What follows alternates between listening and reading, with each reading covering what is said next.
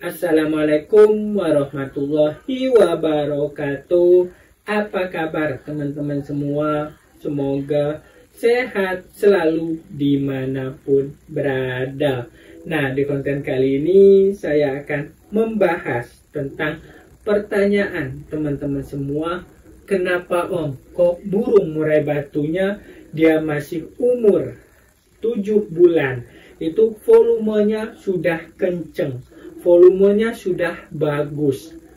Nah, di sini saya beberapa kali ya posting di Facebook, posting di YouTube, dan di status WhatsApp saya itu kan burung saya masih umur 7 bulan ya, tetapi volumenya sudah kenceng. Nah, di sini dia menanyakan kok bisa kencang seperti itu.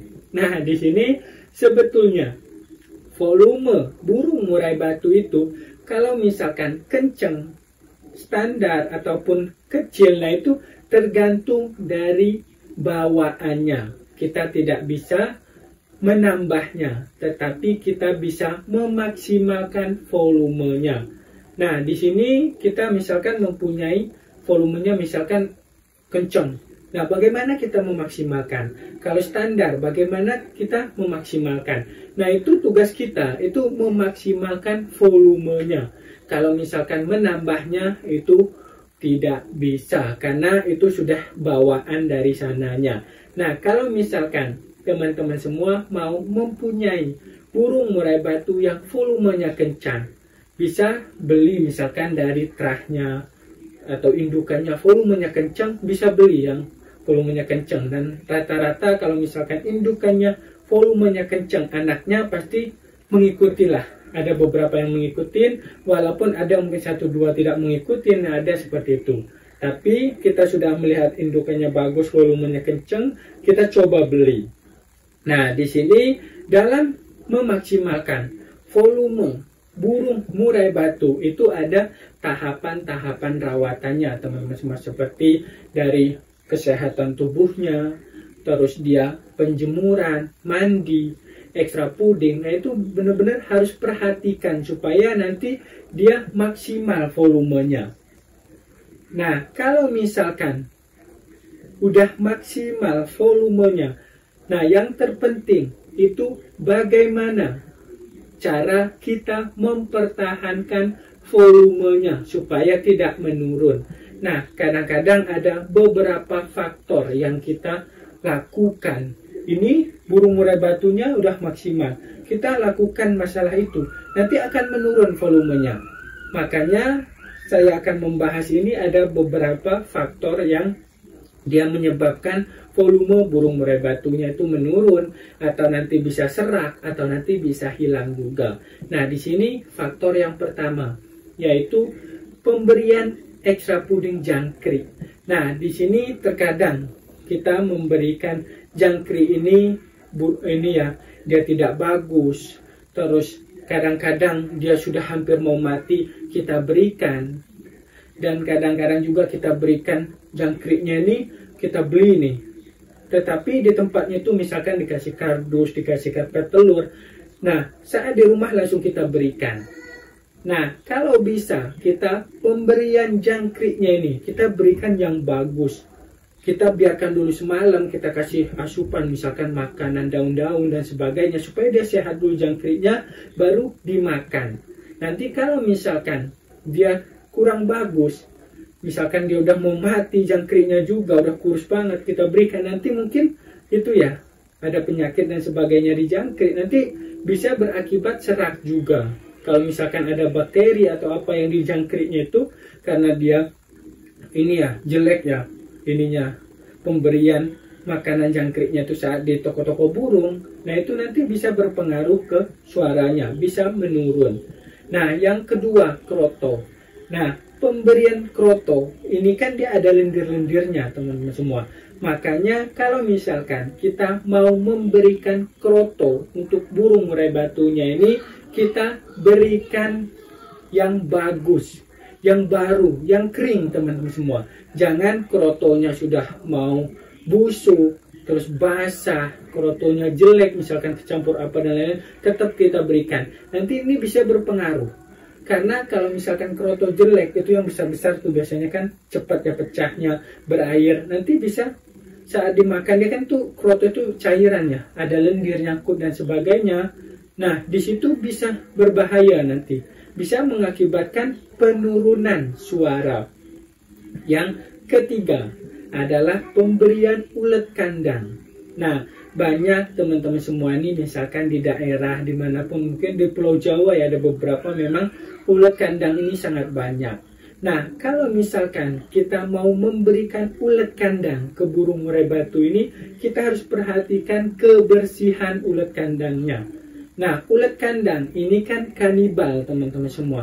Dia kanibal, dia memakan satu sama lain. Misalkan berapa menit aja dia biasa udah berdebu-berdebu. Makanya kalau misalkan kita pemberian ulet kandang, kita berikan cepuk yang ada kayak ini ya, jaring-jaring di bawahnya. Supaya nanti kalau ada debu, ada kotorannya jatuh ke bawah.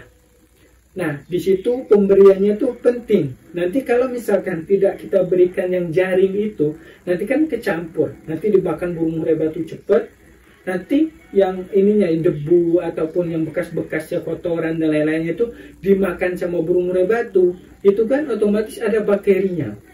Ada ini ya kandungannya kan tuh kotorannya dan sebagainya. Nah, itu bisa berakibat burung murai batunya itu serak. Makanya kalau pemberiannya itu kita harus benar-benar berikan yang bersih. Nah, yang keempat yaitu perawatan lainnya seperti mandi. Nah, mandi burung murai batu ini juga bisa berakibat penurunan suaranya. Nah, penurunan suara misalkan kita menggunakan semprotan.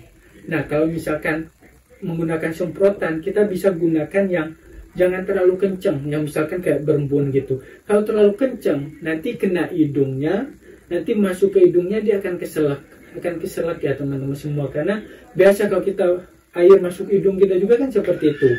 Makanya hindari itu, jangan sampai airnya itu masuk ke hidungnya. Nah, kalau bisa juga kita semprotnya dari bawah atau dari atas, jangan dari depan, nanti masuk ke hidungnya. Nah, itu kalau misalkan kita menggunakan semprotan. Nah, tetapi kalau misalkan bagus lagi kita menggunakan kerambal supaya tidak masuk ke hidungnya. Nah, di sini yang kelima adalah penjemuran. Nah, penjemurannya ini juga bisa mengakibatkan penurunan suara. Kalau misalkan penjemurannya terlalu lama. Nah, di sini terlalu lamanya itu misalkan burung murai batunya kita jemur di atas 2 jam, misalkan 3 jam, 4 jam, 5 jam. Nah, di situ juga sering, misalkan saya bilang, itu penjemurannya agak lama. Nah, tetapi agak lama ini ada standarnya, itu maksimal 2 jam. Kalau misalkan lebih dari itu, kita bisa menggunakan penjemuran sauna, penjemuran kerodong, teman-teman semua, supaya tidak terkena paparan matahari langsung ya, kalau udah di atas 2 jam. Nah, selanjutnya yang keenam adalah ini sangat penting dan harus kita perhatikan kebersihan kandang. Nah, di sini kebersihan kandang itu sangat penting. Harus kita bersihkan setiap hari. Misalkan kita bersihkan sore hari ataupun pagi hari, itu kita harus bersihkan. Karena kotoran itu menumpuk. Itu kan ada zat amoniak, ada bakteri, ada tungau dan sebagainya. Itu nanti terhirup ke burung murai batunya atau nanti dia ini ya melewatin kerodong. Itu kan bakteri tungau itu kan kita tidak tahu, kecil-kecil. Dan dia terhirup, dia masuk ke pita suaranya, serak. Nanti volumenya pasti akan menurun. Makanya kebersihan kandangnya. Nah, yang ketujuh, kebersihan kandang saat mabung. Nah, ini memang ada beberapa yang mengatakan kalau mabung jangan dibersihkan, ada yang mengatakan mabung boleh dibersihkan. Nah, kalau misalkan saya burung murai batu mabung, saya bersihkan tiap hari supaya menghindari itu. Karena kan itu biasanya kalau mabung itu kan dia ini ya ada kayak yang ininya yang selusung-selusungnya dari bulu itu jatuh, dan kotorannya juga kan kalau numpuk itu zat amoniaknya itu tinggi. Dan juga kalau misalkan dia ada bakteri tungau, ini burung murai batu cepat terkena karena kondisinya masih menurunkan kondisi tubuhnya, dia tidak fit, kondisinya sakit lah, itu lebih cepat nanti dia terserang penyakit tungau, bakteri, dan sebagainya. Nah, kadang-kadang juga ada burung murai batunya setelah mabung dia serak. Nah, itu karena saat mabungnya itu kebersihan ini tidak terjaga. Nah, di sini kan tungau itu menyerang tubuhnya, suhu tubuhnya, dan sebagainya. Nah, itu yang mengakibatkan vita suaranya akan menurun.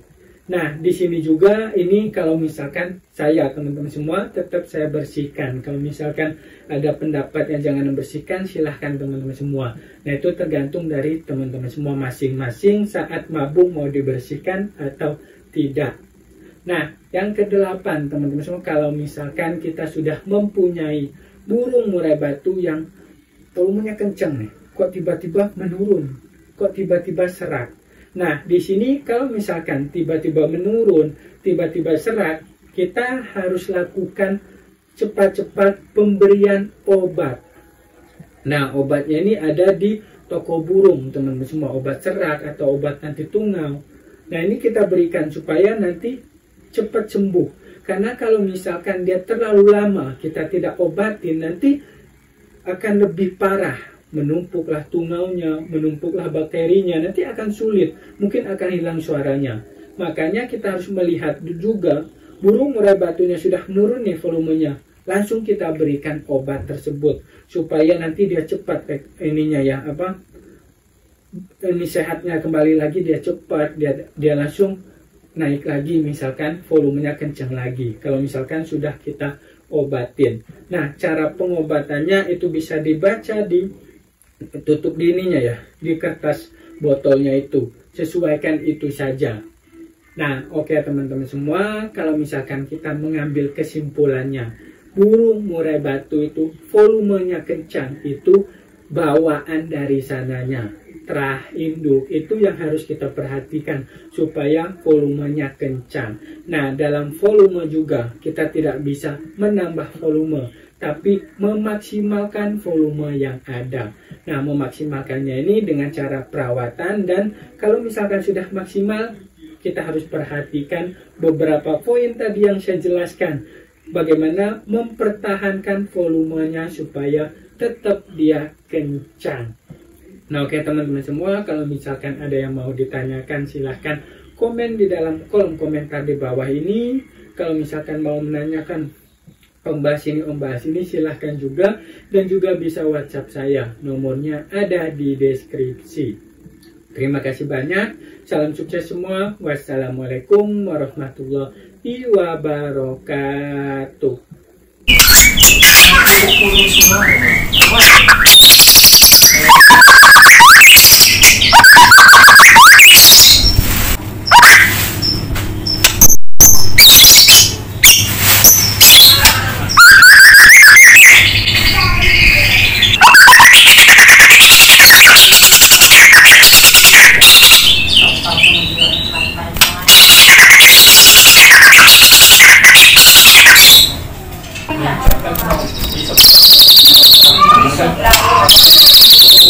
Wow.